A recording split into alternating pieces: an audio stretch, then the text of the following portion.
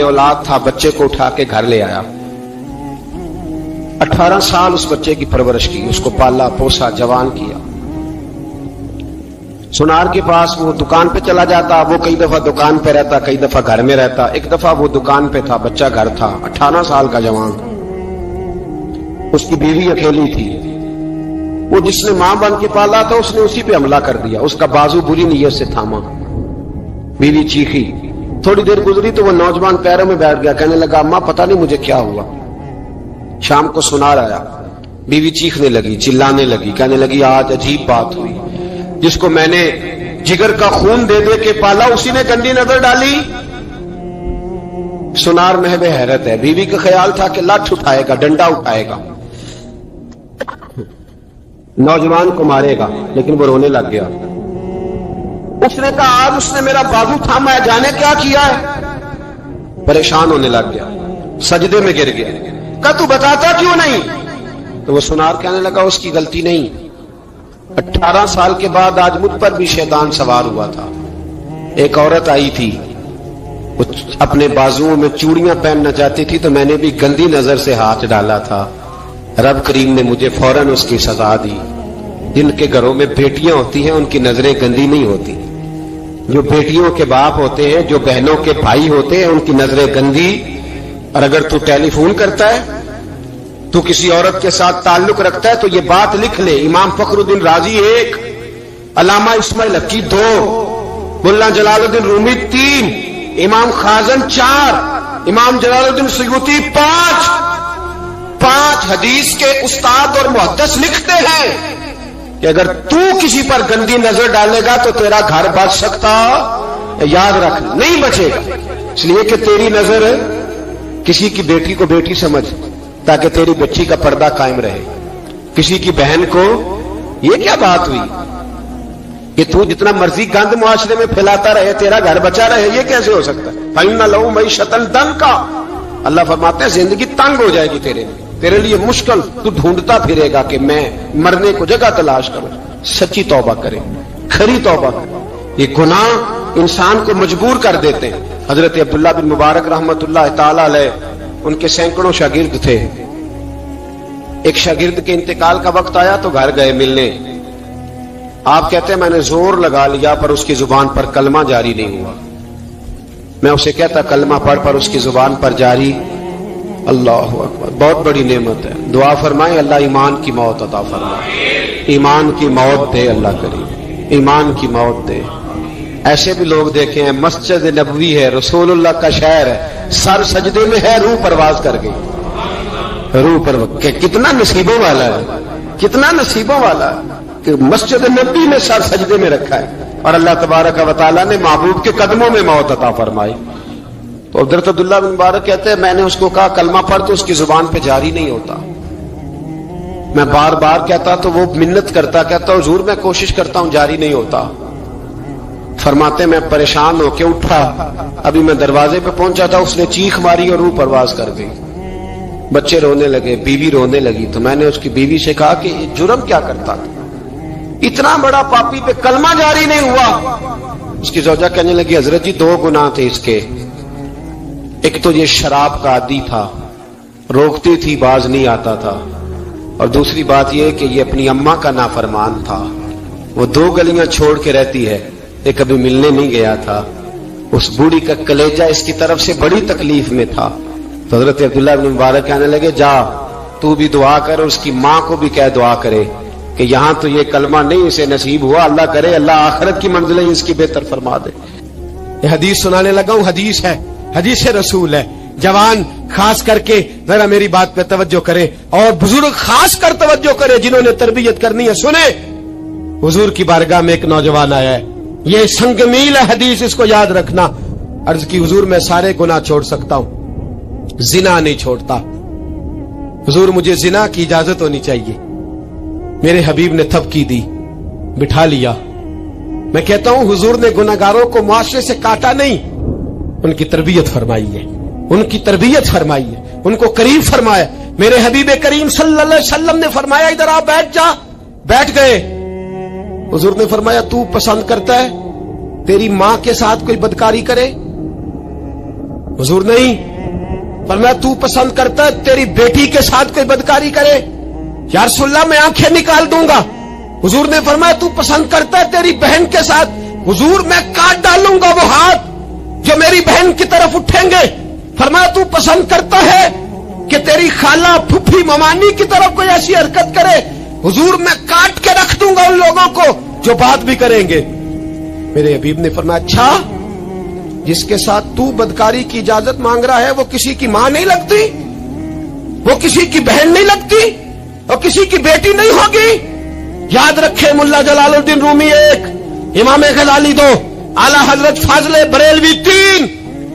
बुजुर्ग मुतफिका तौर पर लिखते हैं, फरमाते हैं जो गंद के साथ दूसरे घर में ताड़ता है वो अपने घर की खैर मना ले, जो गंदी नजर दूसरों पर रखता है वो अपने घर की खैर मना ले।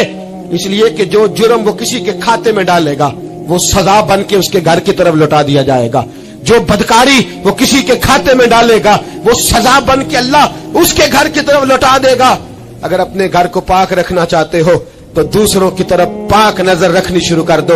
अगर चाहते हो कि तेरा घर अजीब मामला है ना, बेटे को तो पसंद की शादी की इजाजत है तो बेटी को इजाजत क्यों नहीं? अगर तेरा बेटा पसंद की शादी करेगा तो याद रखना फिर जब किसी की बेटी ये लफ्ज बोलती है फिर इज्जतों के जनाजे निकलते हैं, फिर उरियानी फहाशी का जो है वो कलक लगता है माथे पर। फिर याद रखना चारों जानिब से रुसवाइयां तेरा नसीबा होती है।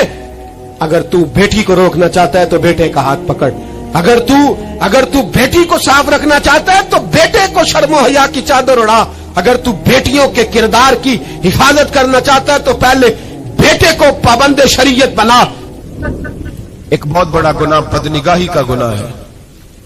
आपको पता है हमारे मुल्क के अंदर बदकारी, जिना और बेहयाई की शरह कितनी बढ़ती जा रही है, किस कदर बढ़ती जा रही है। वो लोग जो निकाह कर लेते हैं वो भी अपनी निगाहों को, मैं अक्सर कहता हूं, हुजूर ने फरमाया निकाह आधा ईमान है, जिसने निकाह कर लिया उसका ईमान मुकम्मल हो गया। तो जो निकाह के बाद भी बाज ना आया, मैं उसको बेईमान नहीं कहता, लेकिन नबी पाक ने फरमाया जो निकाह कर ले उसका ईमान, बोलिए ईमान महफूज हो गया, उसका ईमान, सारे बोलिए ईमान। और जो फिर भी बाज ना आए, हुजूर कह रहे ईमान मुकम्मल हो गया, और जो ना बाज आया क्या फतवा दिया जाए हदीस की रोशनी में? मेरे नबी पाक की बारगाह में औरतें आई तौबा करने, बैत करने, मुसलमान होने, तो हुजूर बैत लेते वक्त फरमाने लगे मेरे साथ वादा करो, झूठ नहीं बोलोगी, गीबत नहीं करोगी, जिना नहीं करो। एक औरत बोल पड़ी, कहने लगी या रसूल अल्लाह सल्लल्लाहु अलैहि वसल्लम मैं मुसलमान तो नहीं पर खानदानी हूं, मेरे घर वालों के जहन में भी कभी जिना का ख्याल नहीं आया। हम तो इसे खानदानों के वकार के खिलाफ समझते हैं। रोज बुरी नजर से किसी को देखना और किसी के बारे में गलत बातें, नाराज ना होना। बहुत सारे बूढ़े भी लज्जत ले लेके जुर्म बयान करते हैं, गुनाह बयान करते हैं, गलत बातें करते हैं, किसी औरत के बारे में तबसरा करते हैं। क्या समझते हैं मर्द और औरत माज़अल्लाह ताला एक कमरे में जाके बदकारी करे तो वही जिना है? मेरी तरफ देखिए और झांक करके सुनिए क्या अर्ज कर रहा हूं, इधर देखे मेरी तरफ। नबी पाक सल्लल्लाहु अलैहि वसल्लम ने फरमाया जिना जुबान का भी होता है, जिना कान का भी होता है, जिना आंख का भी होता है। हुजूर किस तरह? फरमाया जिसने गंद देखा उसने आंख का जिना किया, जिसने लज्जत लेके सुना,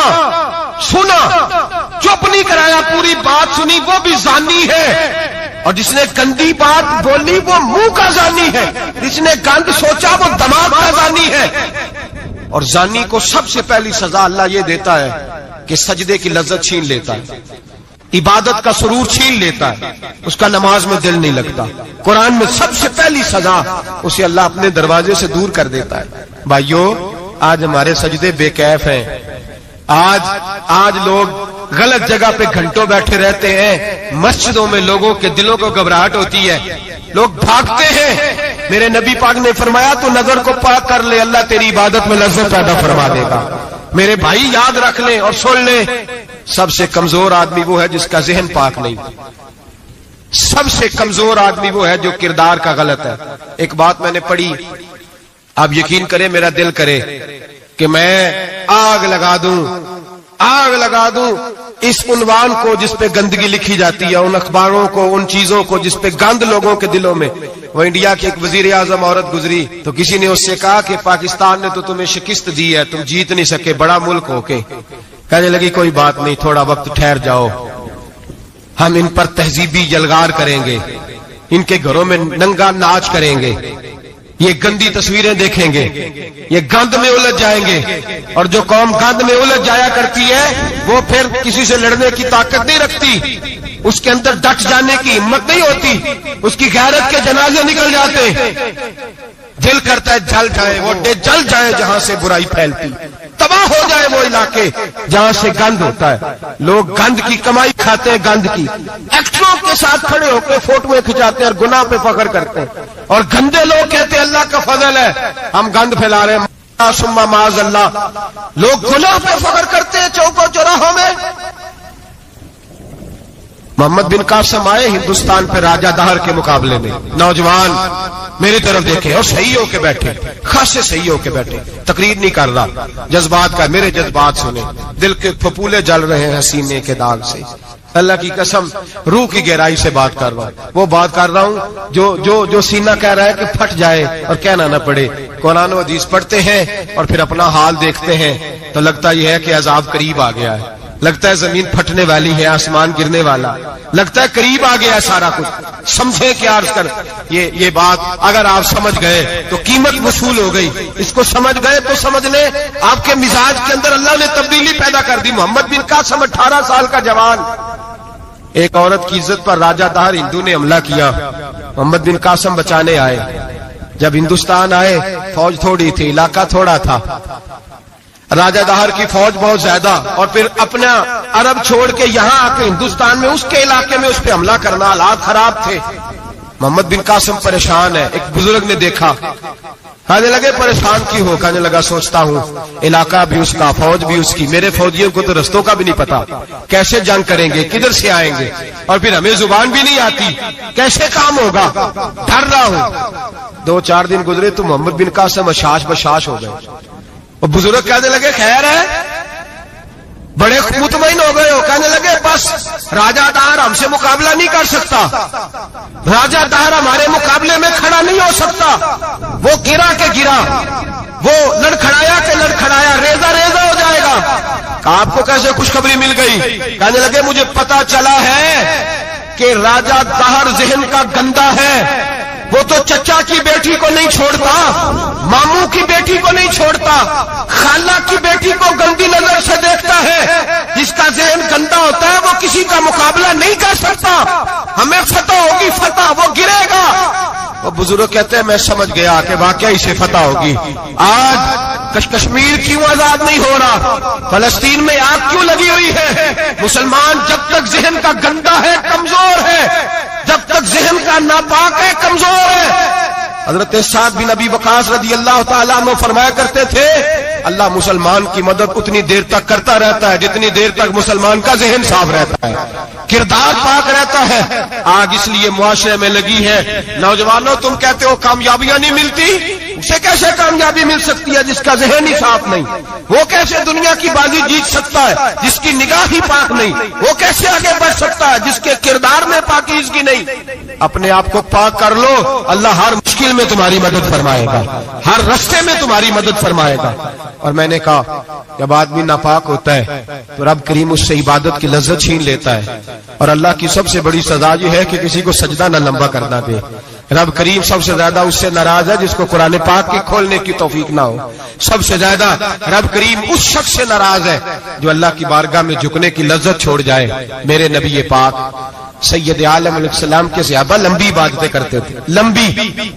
کسی نے کہا تھا روم کے بادشاہ تھے کہ یہ مسلمان فاتح کیوں ہو جاتے ہیں؟ تو اس نے کہا میں نے مولا علی کے زمانے میں جاسوسی کرائی تھی، پتا کیا تھا کہ ہر میدان میں کامیاب کیوں ہوتے ہیں. تو کہتے میں نے دیکھا یہ دن کے مجاہد ہوتے ہیں پر رات کے عابد ہوتے ہیں. اب آگے بڑھتے ہیں. قرآن مجید نے سورہ نور کی آیت نمبر 30 میں کہا کہ کل للمؤمنین یغضوا من ابصارہم، فرمایا کہ اے محبوب علیہ السلام مومن مردوں سے کہہ دو کہ اپنی نظریں جھکا کے رکھیں، اپنی نظریں اور اگلی آیت میں فرمایا وَقُلْ لِلْمُؤْمِنَاتِ يَغْضُضْنَ مِنْ أَبْصَارِهِنَّ، فرمایا کہ اے محبوب مومن عورتوں سے بھی کہہ دو کہ اپنی نظریں جھکا. مرد بھی اپنی نظر جھکا کے رکھے گا عورت کی طرف، لیکن یہ ساری پابندی صرف مرد پر نہیں، عورت بھی غیر محرم کا چہرہ نہیں دیکھے گی، اس پر بھی اسی طرح نظر جھکانے کا حکم ہے جس طرح کے وہ ہر دکاندار کو بھائی جان کہہ کے گفتگو کرنے کی اس کو بھی اجازت نہیں ہے کہ وہ سمجھے کہ پابندی تو مرد نے کرنی تھی، میں نے تھوڑی کرنی تھی. وہ جس کے پاس جائے، جہاں بھی جائے، ڈاکٹر کے پاس جائے، باہر جائے، تو وہ جس طرح مرضی اس کا دل چاہے وہ بات چیت کرے. اس کی عورت کو بھی اجازت اسلام نہیں دیتا. بنیادی طور پہ اسلام شرم و حیا کا دین ہے، حیا کی بات کرتا ہے. حیا کی جب ہم تعریف کرتے ہیں تو حیا کی تعریف یہ ہے کہ کوئی کبھی چیز دیکھ کے نا تو آپ کی طبیعت میں کراہت محسوس ہو، آپ کوئی غلط جملہ منہ سے نکالتے ہوئے ذرا جھجکیں، آپ کوئی غلط بات کرتے ہوئے تھوڑا بوجھ محسوس کریں. ہمارے ہاں تیزی سے فروغ پایا ہے بے حیائی نے. سنگیوں کی محفلیں، یاروں کی محفلیں، اس میں غلیظ گفتگو ہوتی ہے الا ماشاءاللہ. جن دوستوں کو بڑی پاک صاف گفتگو کرنی چاہیے. دوستی کا رشتہ بڑا مقدس رشتہ ہے. جو یہاں ایک دوسرے سے پیار کریں گے جنت میں بھی اکٹھے داخل کیے جائیں گے. شرط یہ ہے کہ پیار اللہ رسول کی رضا کے لیے ہو، لیکن اس کے اندر اگر آپ کی گفتگو کچی ہو، کمزور ہو، فحاشی والی ہو، عریانی والی ہو. وہ ہمارے ہاں تو اب اس کو لوگ فیشن سمجھتے ہیں، اس کو مردانگی کی علامت سمجھتے ہیں کہ وہ جی ساری باتیں جی وہاں ہو گئی، اور جس کا جو جی چاہا اس نے کہا. آپ جب حیا کے دائرے میں ہوتے ہیں تو آپ خود بھی سکون محسوس کرتے ہیں. دیکھیں نا، آپ کو نیند سکون سے کہاں آتی ہے؟ جہاں کمرہ بند ہو، چاروں جانب دیوار ہے، اوپر چھت ہے، خالی دروازہ بھی کھلا ہوا ہونا تو جب بندہ سکون لینا چاہتا ہے تو کہتا ہے یار دروازہ ذرا بند کر دو. وہ اچھی طرح اپنے آپ کو چھپا لیتا ہے نا حیا کے پردے میں، تو اللہ اسے سکون عطا کرتا ہے. اور جو اس سے بھی زیادہ ٹھنڈی نیند میں جانا چاہتا ہے وہ کہتا ہے لائٹ بھی بند کر دو. اب وہ مکمل طور پہ سمجھتا ہے کہ میں چاروں جانب سے چھپ گیا ہوں، اگر میں کھل کے بھی سو جاؤں گا تو میرا چونکہ پردہ قائم ہے تو مجھے کوئی دشواری نہیں ہو. آپ جب چھپ جاتے ہیں، جب آپ حیا کے اندر سمٹ جاتے ہیں، جب آپ چادر کے اندر آ جاتے ہیں تو آپ بہت ساری جگہوں پہ آسانی محسوس کرتے ہیں. تو حیا تو آپ کو سکون دیتی ہے، حیا تو دل کو راحت دیتی ہے. میں بڑی ذمہ داری سے بات عرض کرتا ہوں، قرآن مجید نے نا ایک مقام پہ مذاق کو، ایک مزاح ہوتا ہے خوش طبی، وہ نہیں مذاق اڑانا. قرآن پاک نے نا مذاق کو ایک جگہ پہ جاہلوں کا طریقہ بھی قرار دیا. بنی اسرائیل کے لوگوں سے حضرت موسیٰ نے کہا کہ گائے ذبح کرو اور ایک ٹکڑا مقتول کو مارو، زندہ ہو کے خود بتا دے گا مجھے کس بندے نے قتل کیا. تو کہنے لگے آپ ہمارے ساتھ مذاق کر رہے ہیں. تو قرآن مجید کہتا ہے کہ حضرت سیدنا موسیٰ علیہ السلام فرمانے لگے اعوذ باللہ ان اکون من الجاہلین. فرمانے لگے میں اللہ کی پناہ مانگتا ہوں کہ میں جاہلوں میں سے ہو جاؤں. یہ مذاق کرنا تو جاہلوں کا طریقہ ہے. اگر آپ کی زبان سے بے حیائی کا جملہ نکل گیا، آپ نے کہہ دیا کہ ہم آزاد لوگ ہیں، جو مرضی کریں گے، جو مرضی کہیں گے، جو ہمارا دل میں آئے گا کریں گے، تو پھر تو لوگ آپ کا وہ حشر کریں گے کہ آپ سے برداشت ہی نہیں ہوگا. جس کا لوگ مذاق بنا لیتے ہیں اور جو مذاق بن جاتا ہے پھر اسے کچھ جینے دیتا ہے. آپ حیا کی چادر میں چھپیں گے تو بچیں گے. اگر آپ نے اپنا مذاق بنوا لیا یہ کہہ کے کہ میں نے مرضی کرنی ہے، پھر یاد رکھنا چھپنے کو جگہ نہیں ملے گی، پھر تکلیف میں آ جائیں گا، پھر بہت بڑی اذیت کا شکار ہو جائیں. شرم و حیا، عرب کے اندر جو کواری لڑکیاں تھیں ان میں بڑی حیا ہوتی. الحمدللہ میں بڑے فخر سے کہتا ہوں کہ میرے پنجاب کی، میرے پاکستان کی بیٹیاں بھی 20 دفعہ ان کا ابا کہے تیری شادی کرنی ہے تو وہ آنکھ نہیں اٹھا پاتی آج بھی. یہ تو وہ چند لوگ ہیں جو کہتے ہیں ہم ہائی کلاس ہو گئے، ہمیں نہیں پتا کہ وہ روشن خیال ہو گئے ہیں کہ روغن خیال ہو گئے، پتہ نہیں کدھر چلے گئے. ورنہ ہماری بیٹیاں آج بھی جب ان سے ان کا باپ، ان کی ماں بات کرتی ہے تیری شادی کی تو وہ تو شرم کے ساتھ پچھلے سے پچھلے کمرے میں چھپتی ہیں. یہ اللہ نے فضل کیا ہوا ہے اس ملت پر. تو عرب کی لڑکی بڑی حیا والی ہوتی تھی، اس سے کوئی بات کرنی پڑتی تھی تو 20 دفعہ بات کی جاتی، پھر بھی وہ عورت چھپتی پھرتی تھی.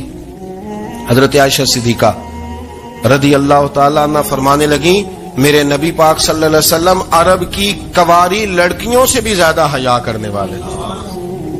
قاضی اعجاز مالکی نے، شیخ عبدالحق محدث دہلوی نے، دیگر بزرگ جو سیرت نگار گزرے انہوں نے لکھا ہے کہ نبی پاک صلی اللہ علیہ وسلم کے اندر 100 مردوں سے زیادہ طاقت تھی، 100 مردوں سے زیادہ طاقت۔ اب جو بات کہنے لگا ہوں، جو نتیجہ دینے لگا ہوں، اس پر خاص توجہ آپ فرمائیں گے۔